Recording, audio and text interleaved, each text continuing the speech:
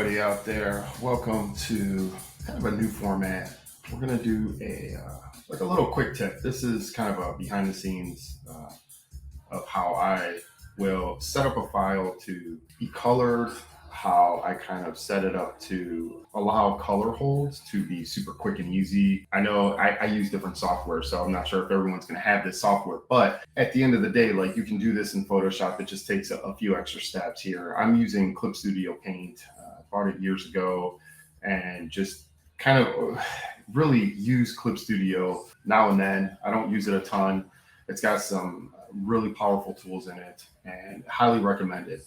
I just have my workflows in Photoshop, and that's kind of where I'm most comfortable at right now. This trick is really cool. If you have a JPEG that is pretty much black and white, as you see on the screen, this is the cover for Annabelle issue 3, and that Kickstarter is launching March 15th. So if you haven't clicked on any of the links that I've been posting on social media to get notified, please go ahead and do that. It really does help out. Lets Kickstarter know that this is a project that, is going to be a hot project type of thing. So the more people we can get signed up, the better the visibility will be for Kickstarter. And I'm going to get into this. This is going to be a really quick video here, aside from me sitting there yakking at the camera. But what we do is I just basically will open up a file in Clip Studio Paint. There's no plugins here. It's basically just as is. And you'll see what I end up doing and how I get this into Photoshop and get everything set up to go. And for those out there, I have another file that I'm going to showcase this as well. If you have any of the gray tones, I know a lot of artists like to do gray tones and things like that. And I feel that this also works really well for that type of artwork as well. So we're going to go in this file. We're just going to click on Edit, and then we're going to end up going down here where it says Convert Brightness to Opacity. And I want to say this was from Brian Haberlin. I think this trick was from. Sorry if I said the name wrong, but this was years ago. He was doing a flatting tip in Clip Studio, and he uses this trick, and I just have never stopped using it ever since then.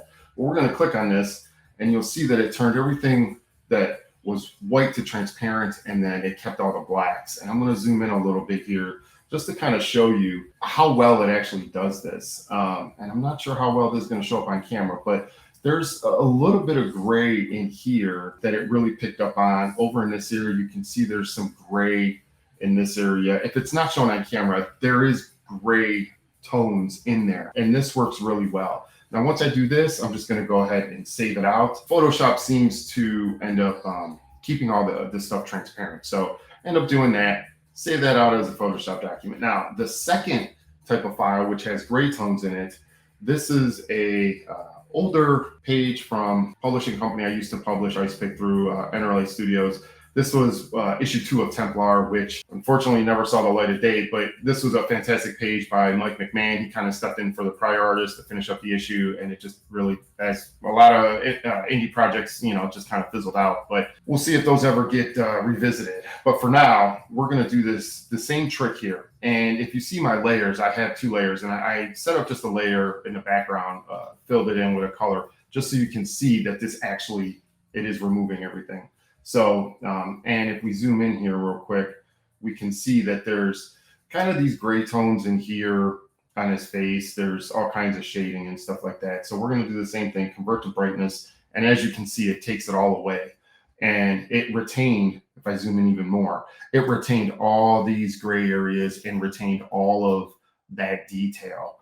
So super cool that you can do that. If I open up my first file for Annabelle, this is where I go in Photoshop, and I will go ahead and kind of set up my files to be flatted, do that, and go in here and name this flats.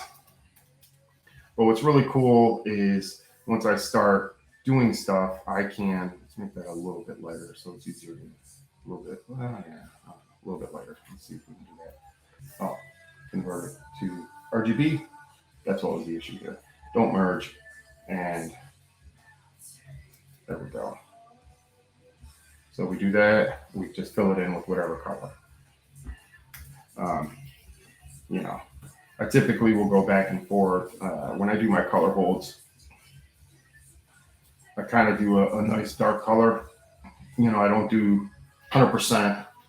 You can, but it just makes it super easy when you lock that transparency. The layer's locked. It's only going to color on the areas that are not transparent. So the black areas, the gray tones areas, things like that. And then I can go ahead and just quickly last while it's stiff, fill it in with a color and be done. I don't have to try to paint on top of it, match lines, anything like that. So quick tip.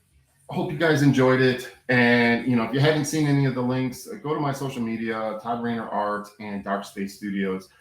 You'll find plenty of links for the Annabelle issue 3 Kickstarter. I will be revealing the final colors of this cover here later, and hopefully you can back and support that, and hope you enjoyed this video.